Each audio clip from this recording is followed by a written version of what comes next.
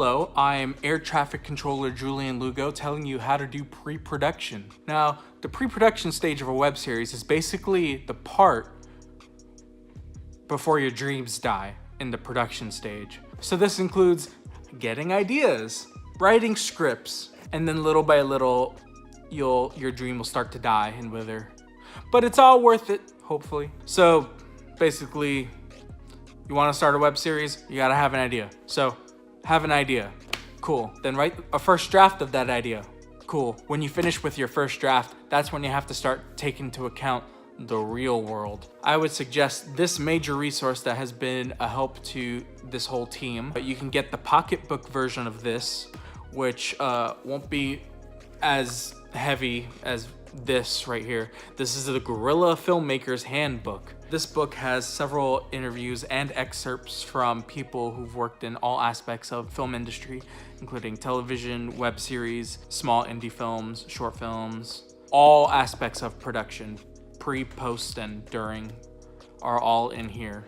So this is the best resource you can have. So now that your first draft is done, you're gonna have to start adding in the real world effects, which means you gotta set up your budget, because your budget will pretty much determine what you're gonna shoot. For instance, our web series was gonna be way grander in scope, and then it was gonna be around 30 minutes total, like all episodes together.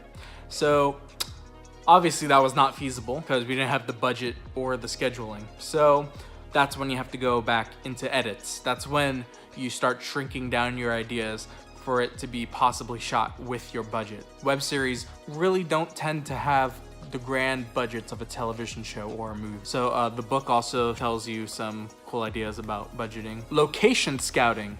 Obviously you need to shoot your web series some places. For locations that you want to shoot your web series, you're gonna have to look around. Some locations require permits that you have to acquire through the government, and then other places' policies like UCF allow anywhere to be shot publicly as long as you like blur out any logos or icons. So we shot all of our web series on UCF just because it was the easiest route, and we kind of edited our script to work around that, so we didn't have to deal with anything. Once you have your locations and the set times that they're free, you're gonna have to create a shooting schedule that basically involves everyone behind the scenes and in front of the camera to be on set on the same day. Make sure your schedules are in line with one another. It'll make shooting way easier and less tedious. When you're filming, you never want to film in chronological order of the base script, because that's not good, because you will waste a lot of resources trying to do that.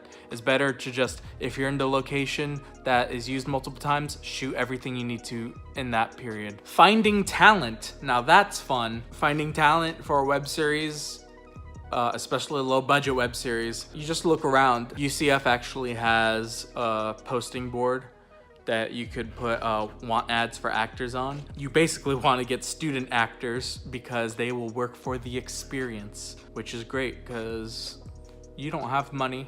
You can even get your friends if they want to, as long as they don't want to get paid. That's cool. In our situation, all our actors kind of dropped out. So we had to do all the acting ourselves, and I apologize. Also, you need to get equipment. So for a web series, you would need a camera. You need a great mic. You also need a tripod for some things. Basically, whatever your script needs, you need to have the equipment for it. This could be lighting. It also has to work with your budget. So if your budget is low, then get the cheapest things you can find. You can actually rent out equipment from the UCF library. And cool, scene.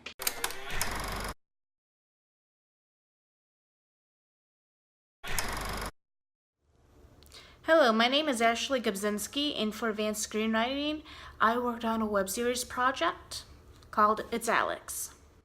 I wrote episode 2 and played Jordan. Production is the soul of the project.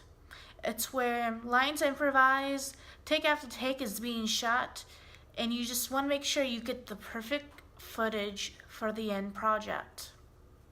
When we shot the web series, we wanted a centralized location that everyone knew about, so we decided to shoot on campus. The classroom that we used on Fridays before class was vacant, so we just took the opportunity and used it. Shooting in public, we weren't too worried about people walking into our shot because sometimes the best footage is the footage you don't expect. And in public, you don't have to blur faces because there's no expectation of privacy. But shooting in public does have its own challenges because you have to learn to adapt to your surroundings. There's also various free speech laws around UCF, which are great. But when you have someone with a megaphone, you have to make sure you're far enough away so that you can't hear what they're saying. Also, with UCF, a lot of people like to rev the cars up when they exit the garages. So we had to wait on that a few times. Lawnmowers, airplanes, just, the random noises of the outside world. Props for the project, we used what we had. I had a typewriter.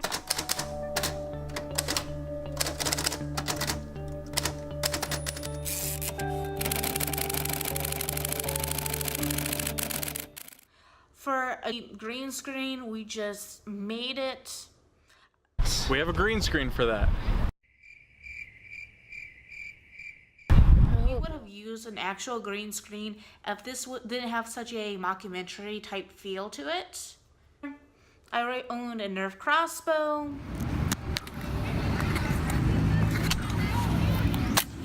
Also, making fake blood is rather cheap. I made it out of wheat flour, red and blue food dye, and water. I actually ended up making way too much fake blood.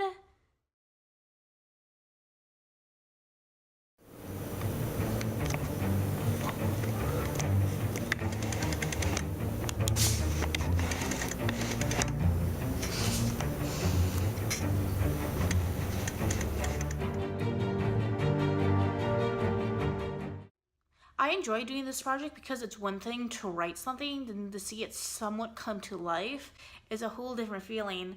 And it's also good practice for when you actually want to write for a living. When making a web series, there's not that much info out there. You have YouTube where people are actually creating things for a living, and you have Twitch. But a lot of times when you email people, they don't get back to you. And when you just Google randomly how to make a web series, you get basic common knowledge things like come up with an idea, shoot it, get actors, edit it, premiere it, but it doesn't answer the nitty-gritty questions.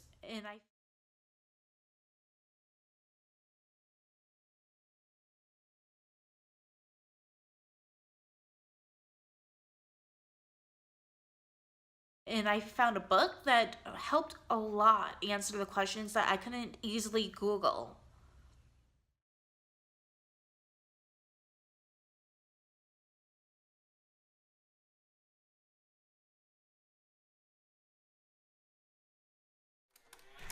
When? Thanks, Pulp Fiction. For the great. Pretend you just got hit. I think we're gonna need to time it. So you're gonna say 3, 2, 1, and then you're gonna go, oh, Okay. and then I'm gonna Okay. And throw it. What if? And then just walk.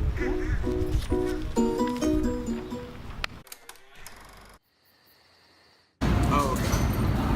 So it was like,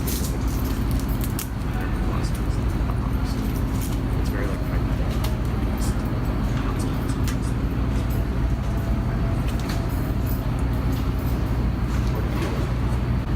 Ignores. Go away. Okay. That was good. Can we just do one more for safety? Yeah, it was the most awkward. Okay, thank you guys. So the third and final part of making a web series is post-production.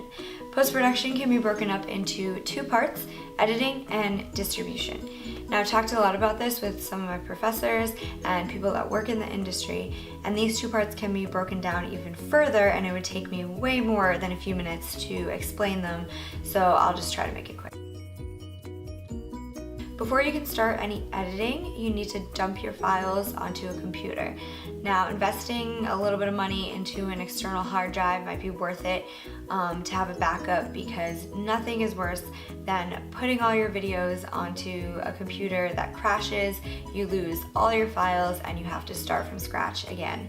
And that just takes up way more time than anyone has.